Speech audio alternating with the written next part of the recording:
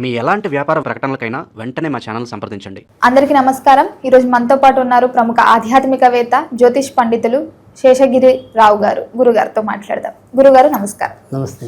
గురుగారు, ఈ నవంబర్ నెలలో ఈ మాసం అంతా కన్యా రాశి వారికి ఎలా ఉండబోతుంది అంటారు?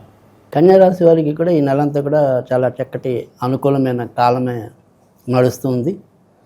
ఎందుకంటే వక్రించి ఉన్నప్పటికీ కూడా లాభంలో గురుడు సంచారం అనేది ఉంటుంది.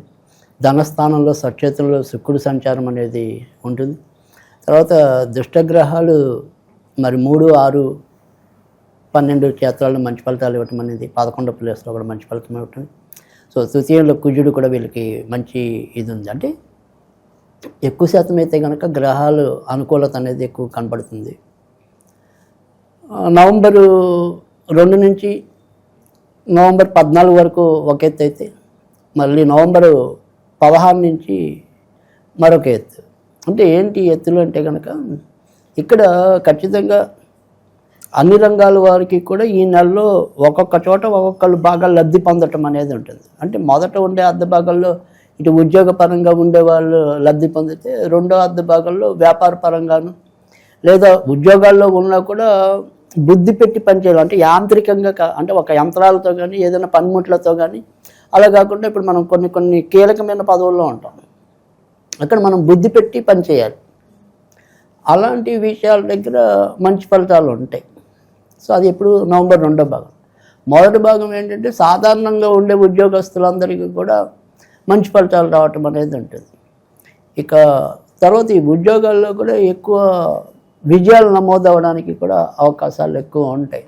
కనుక కన్యారాశి వారికి మొదటి ఈ నెలంతా కూడా ఎంతో కొంత వీళ్ళకి లాభం జరిగేలాగానే కనిపిస్తుంది.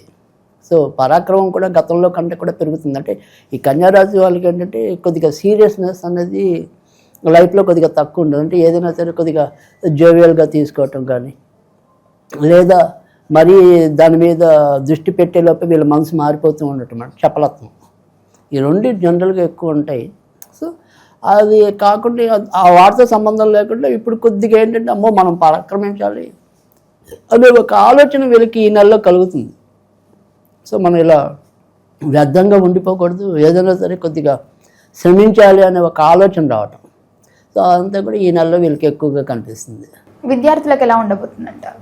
విద్యార్థులకి కూడా చాలా మంచి ఫలితాలు ఉంటాయని చెప్పాలి. కాకపోతే 7వ స్థానంలో శని కొంతవరకు ఏడిపించినప్పటికీ కూడా మిగతా విషయాలలో ఎక్కువ శాతం మంచి ఫలితాలు ఉన్నాయి. అంటే మనకి ఏదైనప్పటికీ కూడా శని ప్రభావం అనేది ఒకటే, కొద్దిగా వాయిదా వేసే తత్వం అనేది అలవాటు అవుతూ ఉంటుంది. రేపు చదువుదాంలే, ఎల్లుండి చదువుదాంలే అని. కానీ అదొక్కటి కొద్దిగా కంట్రోల్ చేసుకుంటే ఇప్పుడు మీరు చక్కగా మీరు ఏదైతే ప్రజ్ఞ లేదా మీరు ఏదైతే పట్టుదల, మీరు ఏదైతే శ్రమ, ఇవి మీరు ఏవైతే పెడితే వాటికి పరిపూర్ణమైన లాభం వచ్చే మాసం ఇది.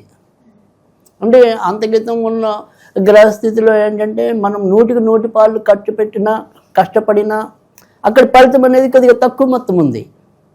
కానీ ఇక్కడ మీరు కష్టపడిన దానికి మీ సామర్థ్యానికి తప్పకుండా ఫలితం వచ్చే మాసం ఇది.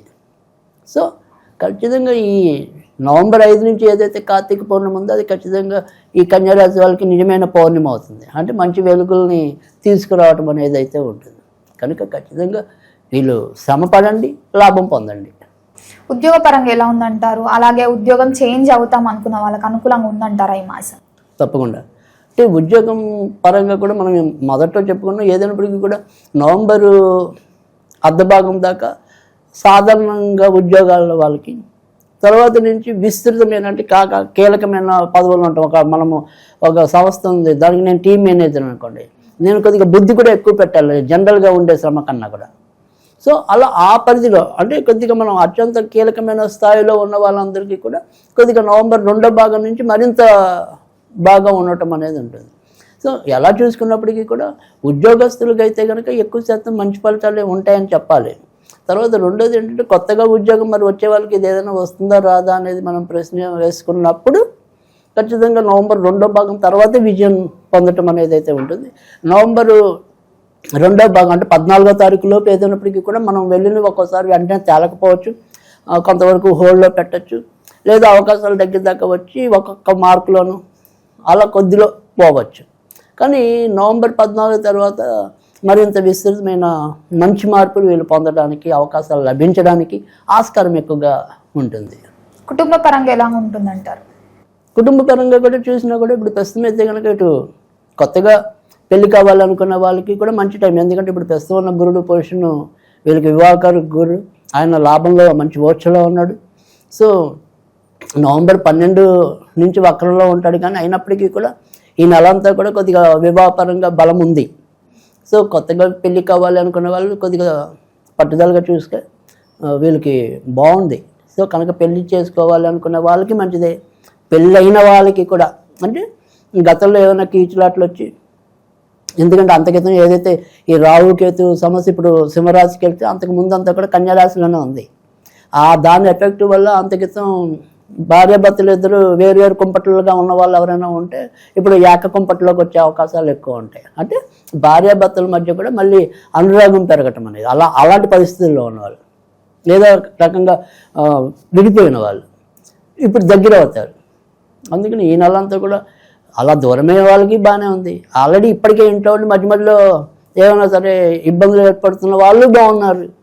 లేదు గత ఇబ్బందులు అంటే మనకి కావాలని వీళ్ళిద్దరు కొట్టుకోకుండా ఉన్నా, విడిపోవాలని కోరుకపోయినా, ఒక్కోసారి భర్తకు బాగుంటే భార్య ఆరోగ్యం బాగుండదు, భార్య ఆరోగ్యం బాగుంటే భర్త ఆరోగ్యం బాగుండదు.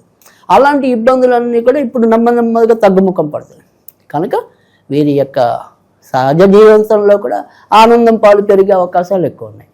సో గురుగారు, పిల్లలు లేకుండా చాలామంది బాధపడుతుంటారు. ముఖ్యంగా ఈ కన్యారాశి వారికి ఈ మాసంలో సంతాన యోగం ఉందంటారా? సంతాన పరంగా చూసినప్పుడు ఏంటంటే వీళ్ళకి సంతానపతి శని అవ్వటం, ఆయన కొద్దిగా వక్రంగా ఉన్నాడు. పాపం వీళ్ళు కన్యారాశి వాళ్ళు విస్తృతమైన ప్రయత్నాలు చేస్తున్నారు, కానీ చేస్తున్న వాళ్ళకి కొద్దిగా విజయ అవకాశాలు తక్కువగానే ఉండే అవకాశాలు ఉన్నాయి. ఎందుకని అంటే కనుక ఈ శని వల్ల ఏమవుతుందంటే భర్తకి కోరుకున్నప్పుడు భార్యకి కోరిక లేకపోవటం, భార్యకి కోరుకున్నప్పుడు భర్తకి తీరిక లేకపోవటం, ఇలా ఈ రకంగా ఆ ఇద్దరి యొక్క సింకరేజింగ్ అనేది కరెక్ట్గా లేకపోవటం వల్ల కూడా సంతానం సరైన విధానంలో వెళ్ళకపోవటం, కలగకపోవటం. సరే రెండు బాగున్నాయి అనుకున్నప్పటికీ మిగతా గ్రహస్థితి వల్ల ఒక్కోసారి గర్భస్రావాలు అవటం ఇలాంటివి కూడా ఉన్నాయి. అయితే ఈ నెల ఒక శని తప్ప మిగతా గ్రహాలు సానుకూలకంగా ఉన్నాయి కనుక కొద్దిగా దైవవశాత్తు ముందుకెళ్ళాలి అనుకుంటే కొద్దిగా ఇది రైట్ టైమే. సో ప్రయత్నం చేస్తే ఇది కొద్దిగా ఫలించే మాసం. ఒక శని తప్ప మిగతా గ్రహాలన్నీ బాగున్నాయి. గతంలో నెలలో పోలిస్తే ఏంటంటే మిగతా గ్రహాలు కూడా అంత కొంత అడ్డున్నాయి, ఇప్పుడు బాగుంది. సో శనికి ఒక్కరికే కాబట్టి ఏదైనా మీరు చేసుకోగలిగితే ఎప్పుడైనా సరే ఈ శనివారాలు కొద్దిగా సంతానం కలగాలని చెప్పి ముసలి యాచకులకి లేదా వృద్ధాశ్రమంలో మీరు ఏదైనా సరే డొనేషన్లు ఇలాంటిది ఏదైనా పెట్టుకుని చేయండి. తప్పకుండా ఇంకా తొందరగా మీకు సంతాన యోగం లభించడానికి ఉంటుంది. గురుగారు, ఈ జనరేషన్లో ముఖ్యంగా అందరూ విదేశాలకు వెళ్ళడానికి చూపిస్తున్నారు ఇంట్రెస్ట్. సో ఈ మాసంలో ఈ కన్యారాశి వారికి ఏదైనా అనుకూలంగా ఉందంటారా వెళ్ళడానికి? అయితే ఈ నెలలో వీరికి కొద్దిగా అనుకూలత విదేశీ పరంగా అయితే తక్కువగానే కనిపిస్తుంది. ఎందుకంటే ఏ గ్రహం కూడా పరిపూర్ణంగా అంత విదేశ యోగాన్ని ఇచ్చే విధానంలో అయితే ప్రస్తుతం గోచారం ఈ నెలలో కనపట్టలేదు.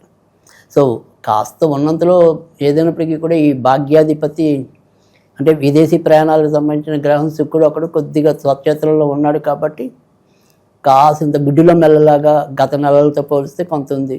సో ఇక్కడ ఏదైనప్పటికీ కూడా కేవలం ఒక 40% మాత్రమే అనుకూలతని చెప్పాలి తప్ప పరిపూర్ణంగా అనుకూలతని చెప్పడానికైతే లేదు. సో సాధ్యమైనంత వరకు బాగా అవసరం వస్తే తప్ప విదేశాలకి వెళ్ళాలి అనేది పెట్టుకోవద్దు. ఇంకా ప్రస్తుతం ఉన్నదైతే అంత వీలుగా లేదు. అంటే మనం ఈ 40% అంటే మిగతా 60% వెనక్కి వెళ్ళిపోయినట్టే. సో అంత బలంగా లేదు విదేశీ యోగం అనేది. అందుకని సాధ్యమైనంత వరకు బాగా అవసరం అనుకుంటే తప్ప మనకి వెళ్లకుండా ఉండటం మంచిది ఉన్నంతలో. అంటే సినీ రంగంలో ఉన్న వారికి కూడా ఈ నెల అంతా కూడా మంచిది. ఎందుకంటే శుక్రుడే దానికి సంబంధించిన వాడు.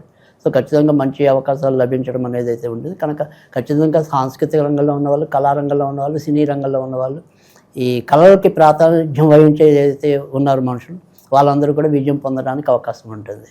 గురుగారు, మొత్తం ఇది కన్యరాశి వారికి ఇంకా ఈ మాసం అంతా అనుకూలంగా ఉండాలంటే ఏ దైవారాధన మంచిదంటారు? అంటే ఈ నెలంతా కూడా వీళ్ళకి ఎక్కువగా లక్ష్మీదేవికి సంబంధించిన పూజలు చాలా పరిపూర్ణంగా మేలు చేయటం అనేది అయితే ఉంటుంది. కనుక శుక్రవారాలు అప్పుడప్పుడు లక్ష్మీదేవికి ఏదైనా సరే క్షీరాన్ని నివేదన చేసినట్టయితే కనుక ఇటు ఆర్థికంగా బాగుంటుంది, ఇంట్లో ఉండే శాంతి సౌభ్రత్యాలు వెలగటం అనేది ఒకటి ఉంటుంది. తర్వాత పిల్లల పరంగా కూడా చిన్న చిన్న ఇబ్బందులు ఉంటే పోతే, ముఖ్యంగా పిల్లలు పుట్టడంలో పురుషుడు లోపం అనేది ఏదైనా ఉందనుకోండి, భార్య కాకుండా, అలాంటప్పుడు కూడా ఇంకా ఎక్కువ బాగా పనిచేస్తుంది ఈ రెమెడీ. సో అందుకని అలా శుక్రవారాలు లక్ష్మీదేవికి క్షీరాన్నం నివేదన చేయడం వల్ల కూడా మంచి ఫలితాలు రావటం అనేది అయితే ఉంటుంది. ఇక ఈ నెలలో వీళ్ళకి 5వ తారీఖు, 2వ తారీఖు, 7వ తారీఖు, 9వ తారీఖు, 11వ తారీఖు, 14వ తారీఖు, 17వ తారీఖు, 18వ తారీఖు, 22వ తారీఖు, 25వ తారీఖు, 29వ తారీఖు అనుకూలకంగా ఉండడానికి అవకాశాలు ఎక్కువ ఉంటాయి. ఇక ఈ నెలలో వీరు కూడా సాధ్యమైనంత వరకు ఎర్రటి ఎరుపుకి దూరంగా ఉండటం అనేది మంచిది. సరే, లక్ష్మీదేవికి మనం క్షీరాన్నం పెట్టమన్నాం, ఒకవేళ మనకి అలా కాకుండా ఏదైనా మంత్రం ఉందా చదువుకోవడానికి అంటే కనుక ఓం శ్రీం హ్రీం లక్ష్మీదేవ్యై నమః, ఓం శ్రీం హ్రీం లక్ష్మీదేవ్యై నమః అనేది శక్తానుసారం చదివినట్టయితే కనుక మంచి ఫలితాలు వస్తాయి. ఓకే గురూజీ, మొత్తం మీద ఈ మాసం అంతా కన్యరాశి వారికి ఎలా ఉంటుందో తెలియజేసినందుకు ధన్యవాదాలు.